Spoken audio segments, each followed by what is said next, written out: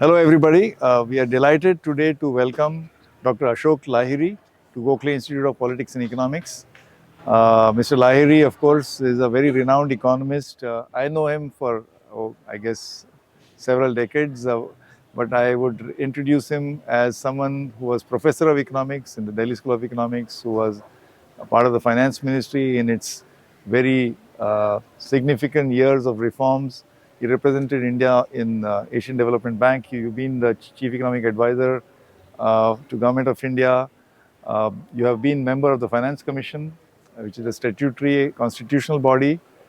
And now you are a published author. Of course, you have published many research papers, but now a best-selling book. And now, of course, you're also a member of the Legislative Assembly of West Bengal. Mr. Lahiri, I actually can think of only two people who were very outstanding economists, but who went on to become people's representatives, and one of them became the finance minister of Greece, Mr. Yanis Varoufakis. So I'm wondering if we should now look forward to Ashok Lahiri as finance minister of India someday. See, I cannot comment on that. So tell us about your journey so far. Right now, I'm an opposition MLA in the West Bengal Legislative Assembly.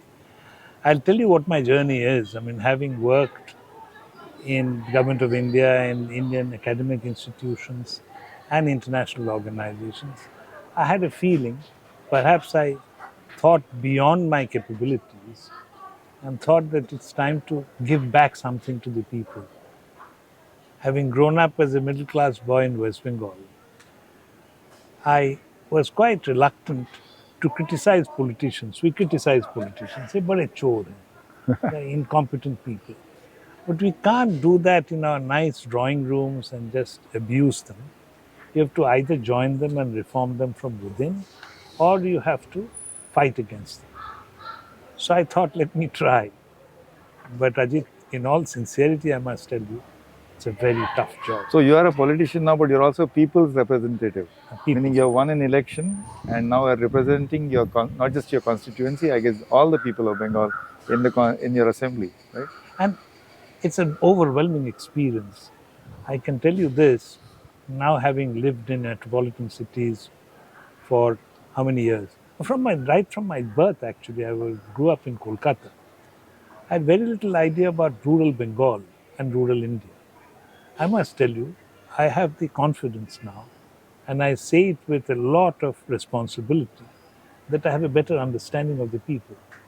And when we make comments about the people, sometimes they're ill-informed, sometimes they're derogatory, but I have great faith in the Indian people, and I understand what they want. And that's a great sort of realization. In fact, I must inform you that as part of the Gokhale Institute courses, both at the master's level and now undergraduate level, we have a compulsory component for field experience where they get credit for it. It's actually called something called the Unnat Maharashtra Abhiyan. So 2 credits, you go to field, you do a project at the field, not just as NSS, National Sample Service, or as a hobby.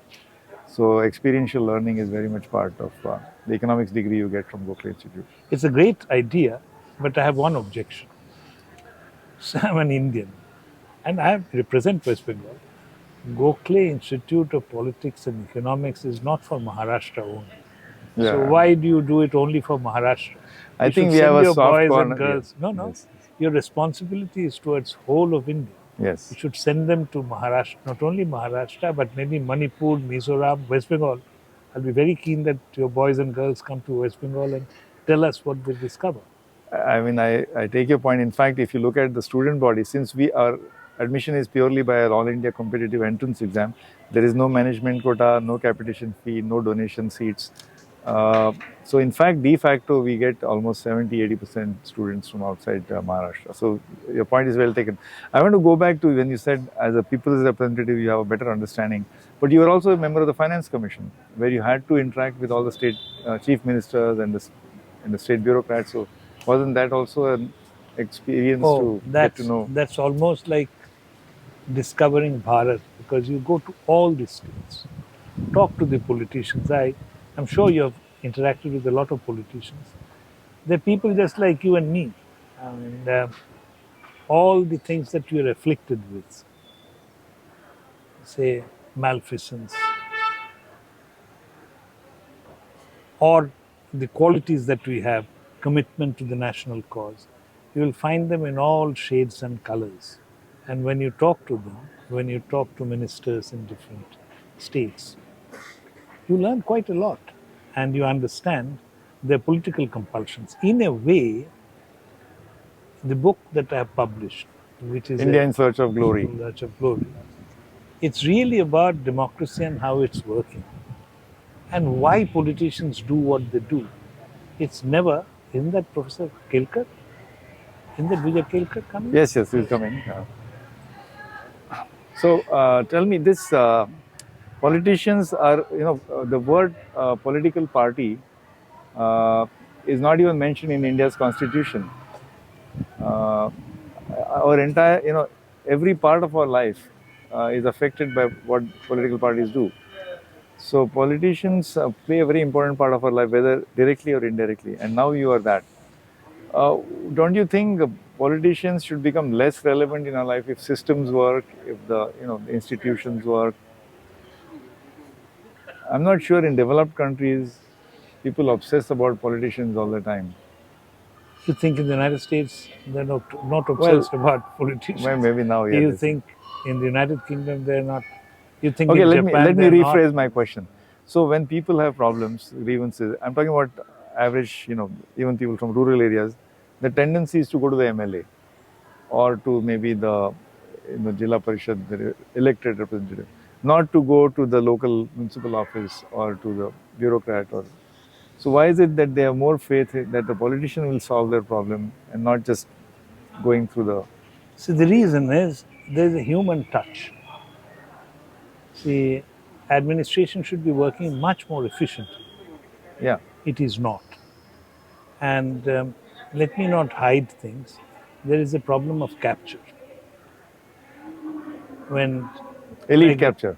elite capture, political capture, the administration, whether it's the block development officer, the subdivisional officer, or district magistrate, or even state level secretaries, the Thana, which plays a very important role, they're captured by politicians. And So therefore, politicians, we are also supplicants in a way. I cannot be arrogant, cannot afford to be arrogant with you because I will need to go and ask for your votes. The administration doesn't. So people find a much more receptive ear. Politicians, I'll tell you, politicians will never say no to you. yeah, of course, they're next to diplomats. They're the most diplomatic people. Uh, but do you think? I mean, this whole democratic process. The fact is that India is a very complex, but of course, vibrant democracy. But our first port of call are the political representatives. The first port of call should be the offices which are administration or bureaucracy or judiciary or colleges, I think, Ajit, systems. I shouldn't call you Ajit. You're Vice Chancellor No, Ranade. no, I mean, we are, I'm We go honored that back a you'll come long here. way. Now, I think you are again uh, sort of exaggerating the reality because people do go. They go to the uh, block level officer. They go to the district level officer. So by and large, those By systems are and large, working. the systems work. Only when they find that no one is responding or it's an unreasonable request, which administration is in no position to, that they turn to the politicians. And then there are certificates. Certification is a major job for a people's Yes. representative. So I spend most of my time certifying. And do I certify them with certainty? No, because income certificate. Or now, economically weaker section, Weaker that section. there's a new quota. Do you think economics should be strengthened by studying more of political economy, more courses on political economy? See, political economy, yes, but at the same time, rigor cannot be substituted by poetry. See, political economy is more nuanced, judgmental, whereas the economics that you teach, even game theory, Yeah, it's It's hard much more applied maths. rigorous. Yeah, It's much more econometrics rigorous. is Yeah. statistics. And Nowadays, we are teaching Python in R programming because that's data analysis. absolutely. So I don't think young minds should be left to political economy right from the beginning. The first training should be in rigorous, very methodical economic theory. Later, they will realize that assumptions for which that cannot apply. But the basic framework, I at least believe, We now cannot be have a dispensed with. 4-year curriculum, but I think we want to at least include some of the great classic works, including reading people like Marx and Adam Smith and Marshall. I'm so Rick- glad I have read The Wealth of Nations cover to cover. And I, in a way, find that there's nothing that Adam Smith didn't think about. Yes. It's there. Maybe he didn't reach the rigorous conclusion that later economists, Nobel laureates have reached. But he thought about that problem and think when? Way ahead of his times. Yes, we just celebrated 300 years of Adam Smith.